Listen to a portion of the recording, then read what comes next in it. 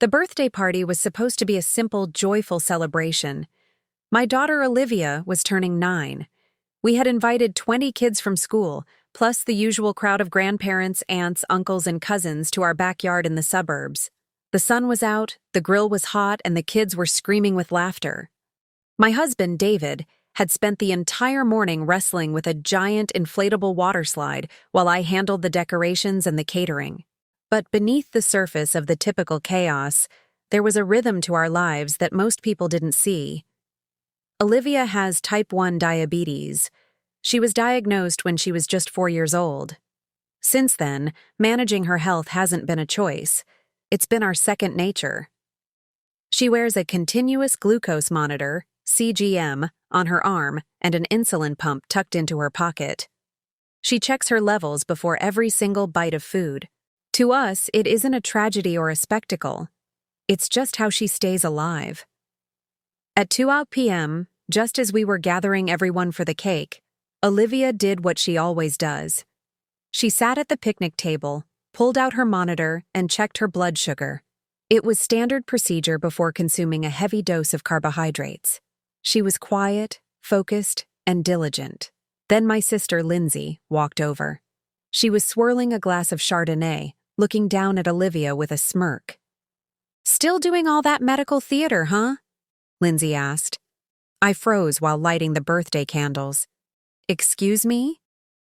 "All the beeping devices, the constant checking," Lindsay sighed, gesturing vaguely toward Olivia. "It's a bit much for a kid's party, don't you think? It draws so much attention." Olivia's face turned bright red.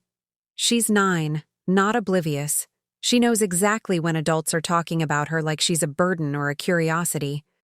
She's checking her blood sugar before she eats cake. "Lindsay," I said, my voice low and steady, "it's necessary." Lindsay took a slow sip of her wine. "Is it, though? Or is it just attention-seeking?" She leaned in closer. "My friend's daughter supposedly had diabetes, too. The doctor said she was totally fine once they stopped enabling the behavior." I felt a sharp, cold tightness in my chest. "Lindsay, this is type 1 diabetes. It is an autoimmune disease. Her pancreas does not work. She will have this for the rest of her life." Lindsay shrugged, completely unfazed. "That's just what the pharmaceutical companies tell you. I read an article about how these diagnoses are overblown. Kids are resilient. Maybe if you stopped making such a big deal about it, she wouldn't need all those gadgets." "Stop talking." David had appeared beside me. His voice wasn't loud, but it was dangerous. "Stop talking right now, Lindsay." Lindsay blinked, looking offended. "I'm just saying what everyone is thinking." "No," David snapped. "You are saying something incredibly ignorant and cruel about our daughter's life-threatening condition at her own birthday party." My mother, Patricia, rushed over to see what the commotion was about. "What's going on? Why is everyone shouting?" "Lindsay was just explaining her medical theories," David said, his jaw tight. Mom looked at Lindsay, then back at me. "I'm sure she didn't mean anything by it, Sarah. She's just concerned about Olivia, that's all." "Concerned?" I repeated, my voice rising. "She called my daughter's medical management attention-seeking." Mom sighed and looked at the ground. "Well, you do make quite a production of it sometimes. All the devices and the beeping. It's a lot for people to watch. It makes people uncomfortable." Olivia's eyes filled with tears. She didn't say a word. She just stood up and bolted into the house. David didn't hesitate. He walked over to the dessert table and picked up the beautiful 3-tier custom cake I had ordered. He walked straight back to Lindsay. "This is your slice," he said. Then, he turned and walked toward the front of the house, carrying the entire cake with him. "What are you doing?" Lindsay demanded. "Where are you going with the cake?" "I'm leaving," David called over his shoulder. "And you're leaving too. Mom, you're also out." Mom looked stunned. "David, don't be ridiculous. We're family." David stopped at the gate. Family doesn't tell a 9-year-old that her life-saving medical treatment is a performance. If you can't respect her health, you don't get to be part of her celebration. He walked out to the car with the cake. I looked at my mother and sister. You need to go. Now. We aren't leaving Olivia's party over a little comment, Lindsay snapped, grabbing her purse. This is absurd. You told my daughter her illness is fake, I said, my voice shaking with pure rage. You did it in front of her friends. Yes, you are leaving. I was trying to help, Lindsay shouted. You're ruining her life by coddling her. She could die, I screamed back. Lindsay, look at me. Without insulin, her blood turns to acid. She goes into ketoacidosis and she dies. Do you understand that? Mom stepped in again. Sarah, you're being dramatic. Lindsay was just expressing concern that the doctors are being too cautious. David returned from the driveway. Both of you, out of my house, now. They left, with Lindsay complaining loudly the entire way to the car about how we were ungrateful for their presents and their gifts. I watched the taillights fade, then I went inside. I found Olivia lying face down on her bed. I sat beside her and rubbed her back. I'm so sorry, sweetie. Why does Aunt Lindsay hate me? She whispered into her pillow. She doesn't hate you, honey. She's just very, very ignorant. Grandma thinks I'm faking too, Olivia said, her voice breaking. I didn't know how to answer that.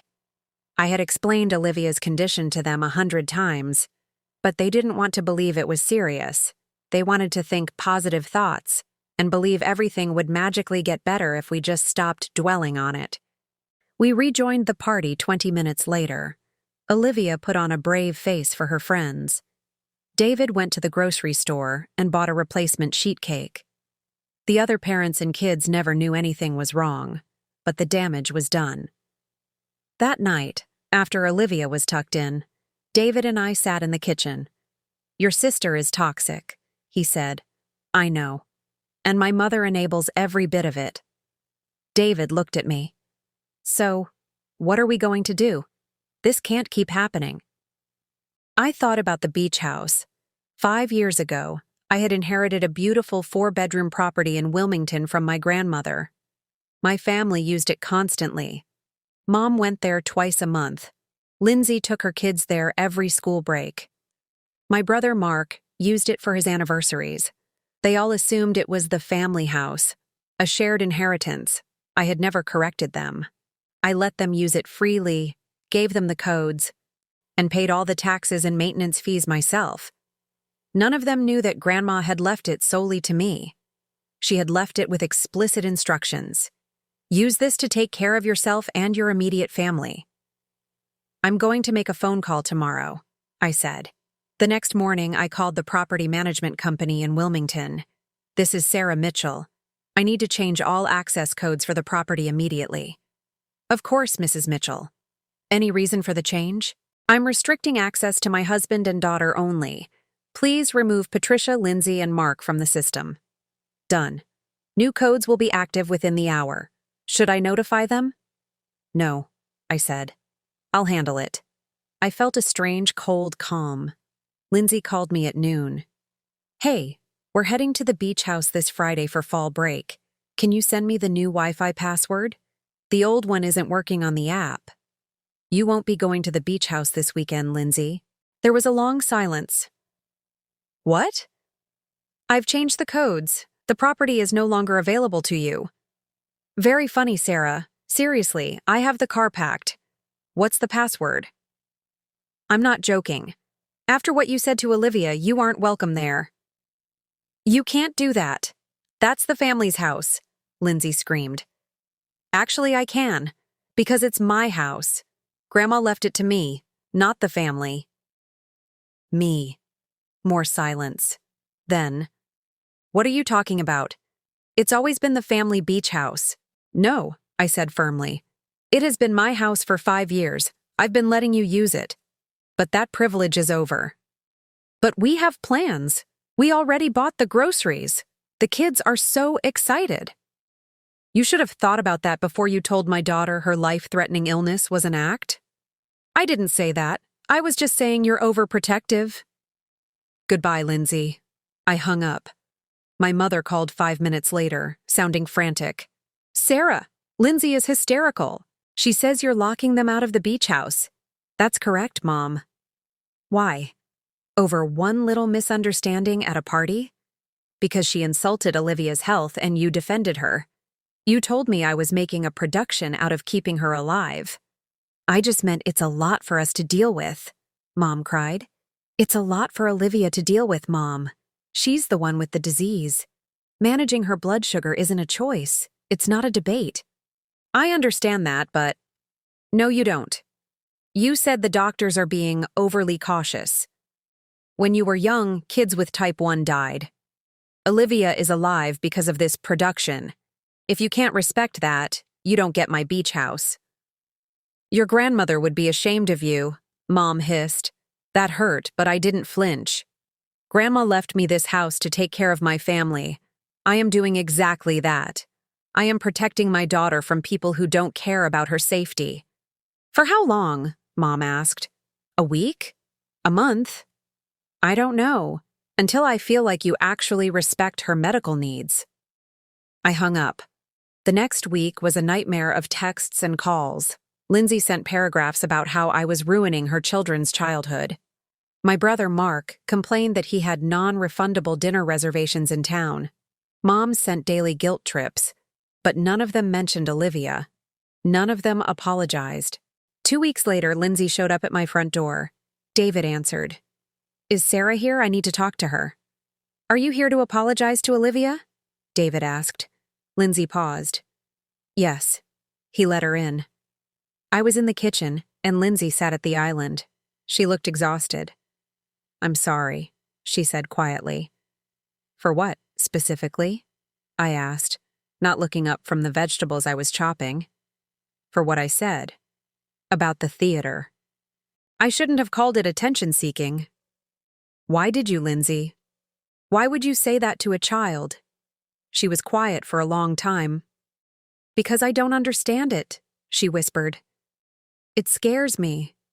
All the needles and the beeping and the talk about ketones and crashing. It's overwhelming. I guess. I just wanted it to not be real. I wanted to believe it wasn't that serious so I wouldn't have to be afraid for her.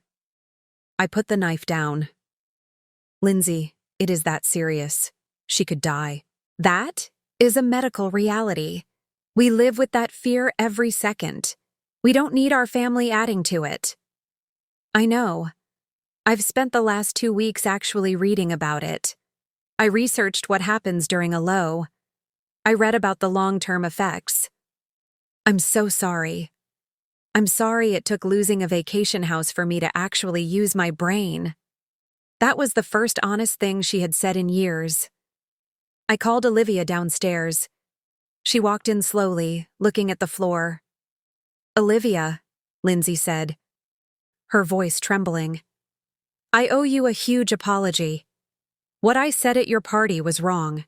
It was hurtful and it was stupid. Your diabetes is real, and you are so brave for handling it. I'm sorry I made you feel bad about something you can't control. Olivia looked at me, then at her aunt. Okay, she said softly. I want to learn, Lindsay added. If you're willing to teach me, I want to know how your pump works. I want to help.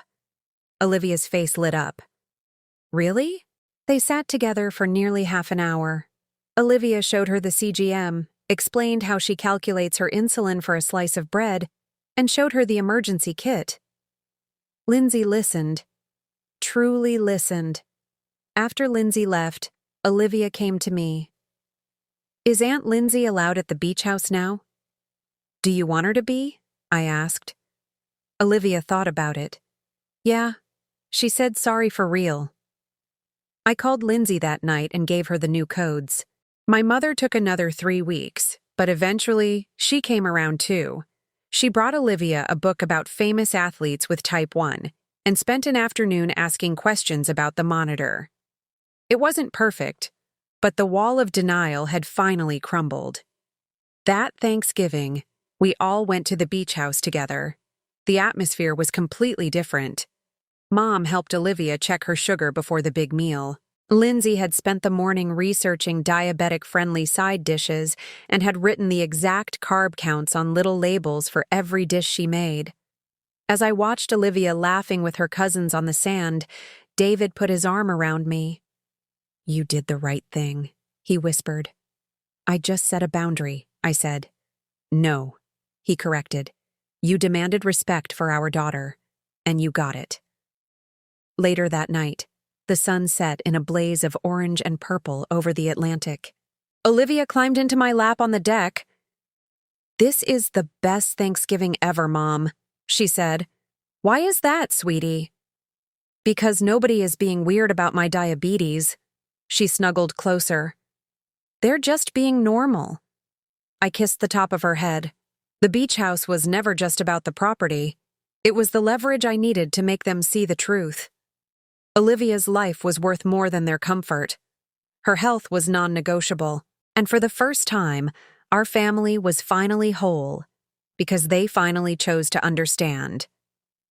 Would you like me to help you brainstorm a thumbnail design or a catchy title for this story if you're planning to use it for a video?